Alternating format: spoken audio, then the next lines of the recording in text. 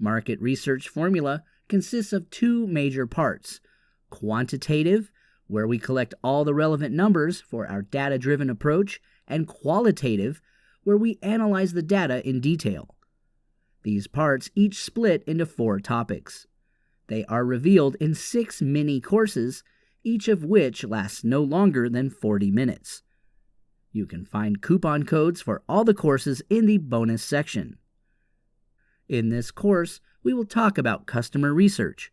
Believe it or not, this step was so boring, time-consuming, and frustrating that it was just ignored before we developed the solution. But obviously, it is one of the most important steps because this is where your wealth is.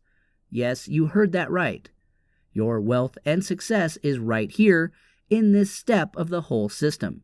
Why? Because knowing your client is everything. You need to know your client's pain points, their worries, and their problems.